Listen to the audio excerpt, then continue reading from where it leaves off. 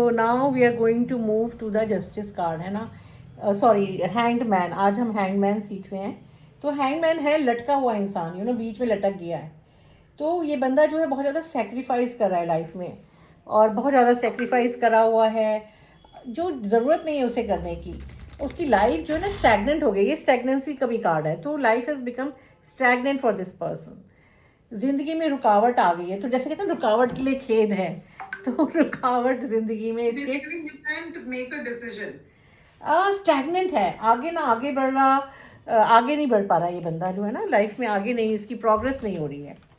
Stagnation है, wavering mind है इसका, और बहुत ज़्यादा गिविंग है। तो ज़िंदगी में लटक गया है, जैसे जीसस क्राइस्ट दिखाते हैं ना, सूली पे लटका हुआ है।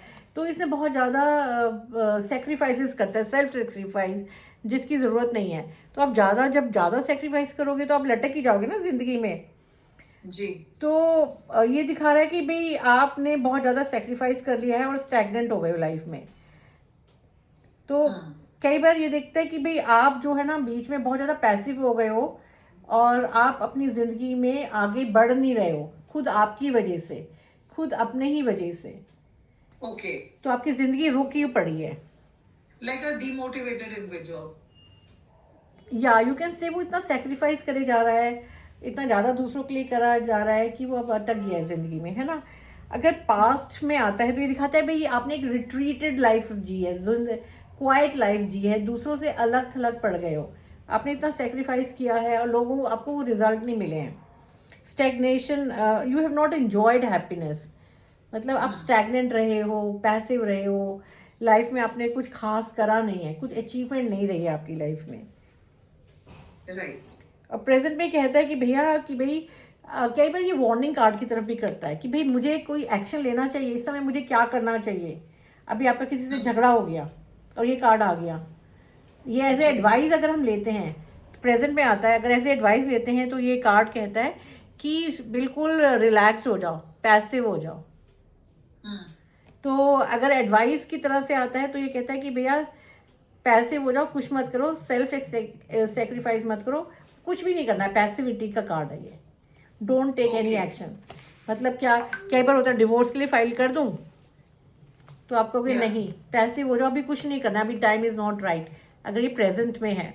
अगर फ्यूचर पोजीशन में आता है तो you need to be passive about the situation and stop being self sacrificing, है ना। तो आपने बहुत ज़्यादा सेल्फ और किसी से लड़ाई झगड़े नहीं करने हैं। एक ये भी है कि लड़ाई झगड़े नहीं करने हैं, किसी तरह की फाइट में नहीं फंसना है।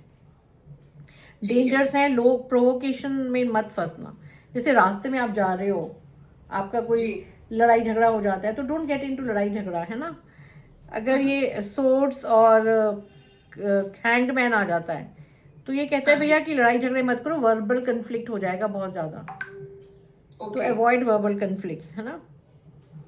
और अगर वैंड्स आता है, वैंड्स आ जाता है तो ये कहता है कि भाई वैंड्स में कि अभी कोई रश मत करो कोई बिजनेस करने के लिए। जो आपके क्रिएटिव आइडियाज़ हैं उनको, उनके ऊपर मल ओवर करो, अभी कोई एक्शन मत लो। क्योंकि वैंड्स, अगर ये जैसे अभी हमने 8 ऑफ वैंड्स किया था ना, तो don't be in a rush to do anything, passive हो जाओ, कोई बिजनेस के लिए कोई एक्शन नहीं लेने का है, just chill relax, Just wait and watch basically for the right moment. Passive हो जाओ, पैसिव, बिल्कुल पैसिव, ढीले पड़ जाओ। कोई अपना Just be lazy. बॉस में अगर कोई वर्क रिलेटेड क्वेश्चन पूछता है कि बॉस से क्या करना है, कुछ बातचीत करूं नहीं करूं, कुछ नहीं करना, कोई कम्युनिकेशन भी नहीं करना है, पैसिव रहो, चुप रहो, एक चुप 100 सुख, ठीक है ना। तो आपको क्वेश्चन को वर्बलाइज करोगे, उस हिसाब से आंसर को फ्रेम करोगे। और कई बार ये होता है कि भाई शादी कैसी रहेगी, तो भाई आपको क्या एडवाइस है, तो आपको सेल्फ से, कई बार ये भी हो सकता है आपको सेक्रीफाइस बहुत करना पड़ेगा शादी में। कई बार ये आंसर भी आ सकता है ना कि भाई इस शादी में आपको देना बहुत पड़ेगा, तभी चलेगी शादी।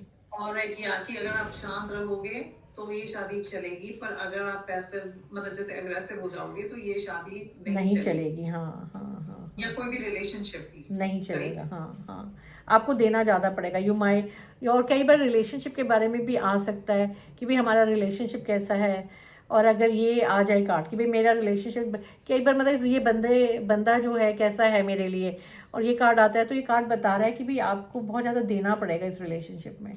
So you'll be the giver, हाँ, basically. बहुत ज़्यादा सेल्फ सेक्रीफाइस आप करोगे, है ना, तो which is Okay. Not a good thing ना, यू विल बी अनहैप्पी।